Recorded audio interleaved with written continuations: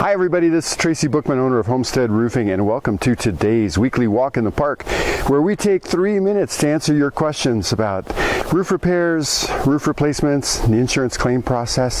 Today we're going to answer your question: what does my roofer mean when he says he's fully insured? Or, another way to put it, what kind of insurance coverage should my roofing contractor have?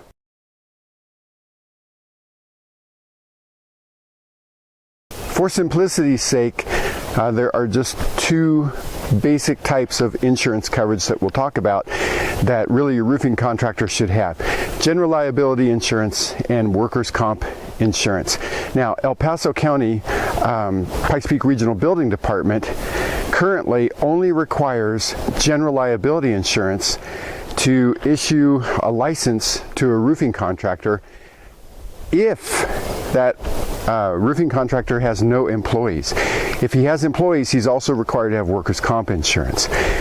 In my opinion, that's a hole in our system right now, because here's the implications to you. If a roofing contractor does not have general liability insurance and something on your property gets damaged, then you have no recourse. You're probably going to end up paying to repair the damages yourself. If he has general liability insurance, then his GL insurance will cover the cost of repair or replacement to your property.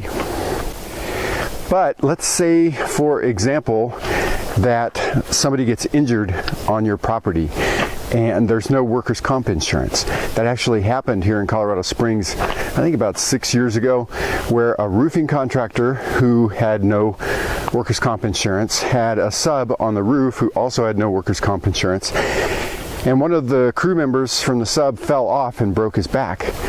So the homeowner then and his insurance company then have the potential liability when the personal injury lawyers start swarming around all that, trying to take advantage of it. So about $500,000, I think, in medical costs that then became the potential liability for the homeowner and the homeowner's insurance company.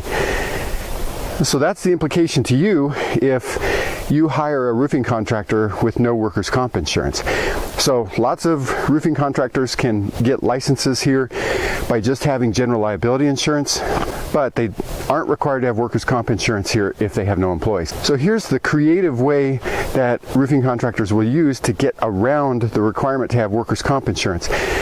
So you know, you get all the door knockers, right? The canvassers that are floating through the neighborhoods, the salesmen, the project managers, the production supervisors, all those different people that are part of this roofing company.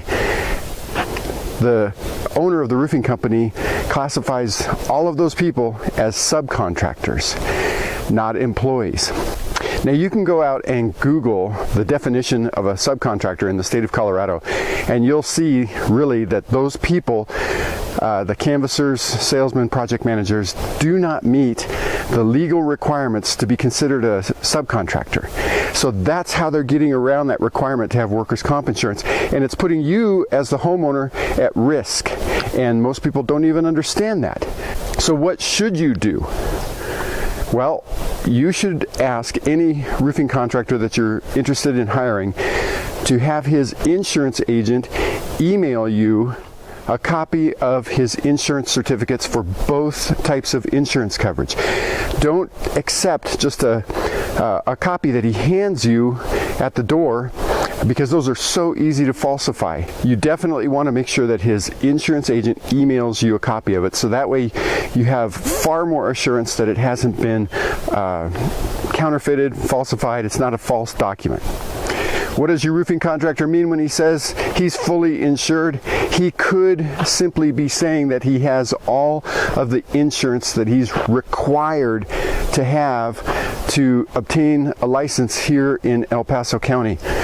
But it doesn't mean that he's really fully insured, because with no workers' comp insurance, he's not really fully insured, and you as the homeowner are not really protected. I really hope that that helps you understand what kind of insurance coverage your roofing contractor should have, and really what the implications to you as a homeowner could be if your contractor is not really fully insured.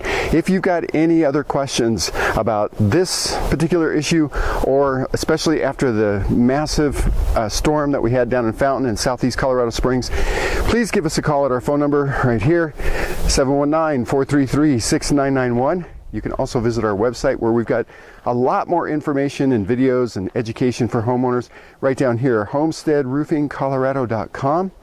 Otherwise, my name's Tracy Bookman, owner of Homestead Roofing, and we'll see you on next week's Weekly Walk in the Park.